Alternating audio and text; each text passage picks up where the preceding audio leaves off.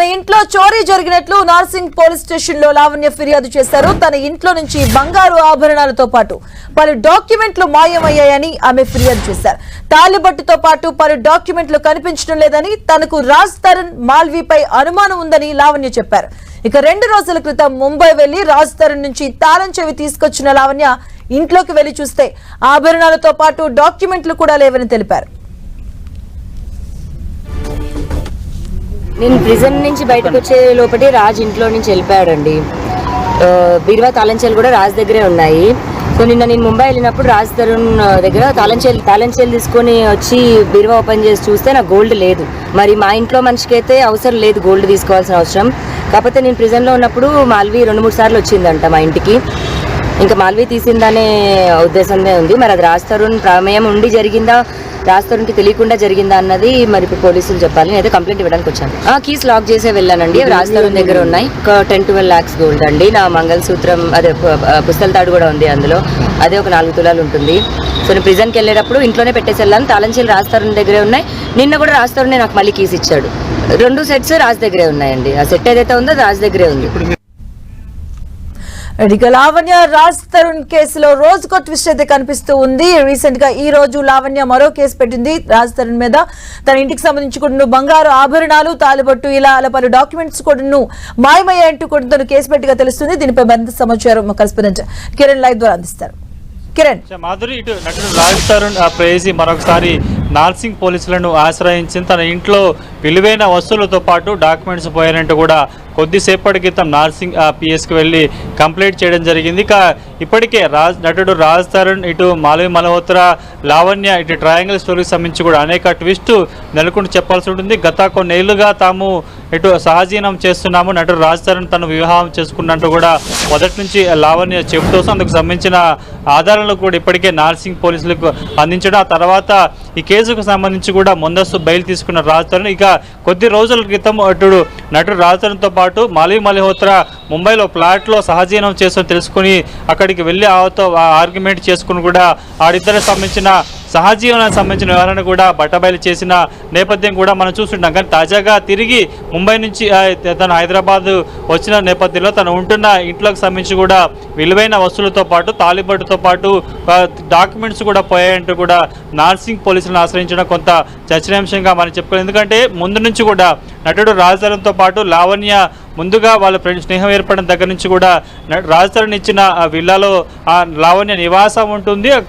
Drugs కేసులో లావణ్య జైలుకి వెళ్ళి వచ్చిన తర్వాత కూడా తిరిగి మరొకసారి నటుడు రాజ్ తరుణ్ తనకు కావాలంటూ కూడా తనను ట్రాప్ చేసే ప్రయత్నం చేస్తుంది.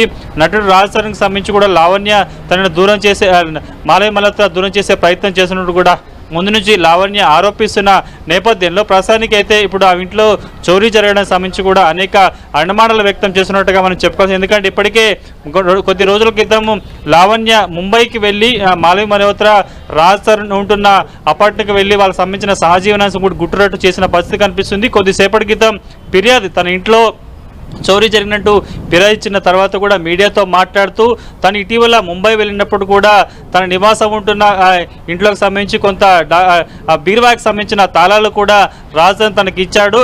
తను ఆ జైలుకి వెళ్లే ముందు కూడా అతడి వద్ద ఉండే 2 సెట్లు ఉన్నట్టు కూడా కొద్దిసేపటి క్రితం లావణ్య చెప్పిన నేపథ్యంలో ప్రస్తుతం ఆ ఇంట్లో విలువైన వస్తువులు లావణ్యకి సంబంధించిన బంగారు వస్తువులు కావచ్చు, తాలిబొట్టులు కావచ్చు, విలువైన వస్తువులను ఎవరు చోరీ చేశారన్నది కూడా కొంత తెలియాల్సి ఉంటుంది. ప్రస్తుతానికైతే తను ముంబైకి వెళ్ళి తిరిగి వచ్చిన లోపల తనకు రాజ్ తరుణ్ వద్ద నుంచి కూడా తన బీరువాకి సంబంధించిన తాళాల సెట్ కూడా తనకి ఇచ్చాడు. కానీ తను తిరిగి ఇంటికి వచ్చిన తర్వాత తన లాకర్లు ఓపెన్ చేసుకుని చూడు అందులో బంగారు వస్తువులు కావచ్చు, తాలిబొట్టు కావచ్చు, విలువైన వస్తువులు కూడా ప్రస్తుతం కనిపించట్లేదంటూ కూడా ఆమె నార్సింగ్ పిఎస్లో కంప్లైంట్ చేయడం కూడా కొంత చర్చనీయాంశంగా మారినట్టుగా చెప్పుకోవచ్చు. ప్రస్తుతానికైతే లావణ్య ఇచ్చిన ఫిర్యాదు మేరకు నార్సింగ్ పోలీసులు కంప్లైంట్ చేసినట్టుగా తెలుస్తుంది. ఇక ఈమె 2 రోజుల క్రితం ముంబై వచ్చిన తర్వాత ప్రస్తుతం లావణ్య ఉంటున్న విల్లాకి సంబంధించి ఎవరు వచ్చి వెళ్ళారన్న కోణంలో ప్రస్తుతానికైతే నార్సింగ్ పోలీసులు దర్యాప్తు చేయబోతున్నట్టుగా తెలుసు. అందుకు సంబంధించిన పూర్తి వివరాలను కూడా సేకరించే ప్రయత్నం చేస్తారు. ఎందుకంటే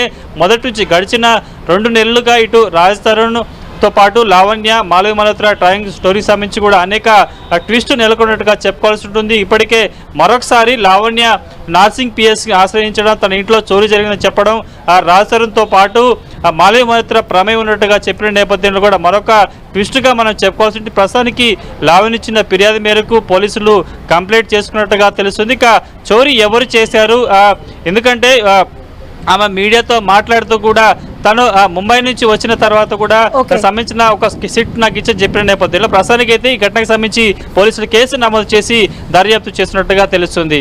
మాధురి, థ్యాంక్ యూ కిరణ్. నేను ప్రిజన్ నుంచి బయటకు వచ్చే లోపటి రాజ్ ఇంట్లో నుంచి వెళ్ళిపోయాడండి. బీరువా తాళంచేలు కూడా రాజ్ దగ్గరే ఉన్నాయి. సో నిన్న నేను ముంబై వెళ్ళినప్పుడు రాజ్ తరుణ్ దగ్గర తాళంచేలు తీసుకొని వచ్చి బీరువా ఓపెన్ చేసి చూస్తే నాకు గోల్డ్ లేదు. మరి మా ఇంట్లో మనిషికి అయితే అవసరం లేదు గోల్డ్ తీసుకోవాల్సిన అవసరం. కాకపోతే నేను ప్రిజన్లో ఉన్నప్పుడు మాల్వి 2-3 సార్లు వచ్చిందంట మా ఇంటికి. ఇంకా మాల్వి తీసిందనే ఉద్దేశందే ఉంది. మరి అది రాజ్ తరుణ్ ప్రమేయం ఉండి జరిగిందా, రాజ్ తరుణ్కి తెలియకుండా జరిగిందా అన్నది మరి ఇప్పుడు పోలీసులు చెప్పాలి. నేనైతే కంప్లైంట్ ఇవ్వడానికి వచ్చాను.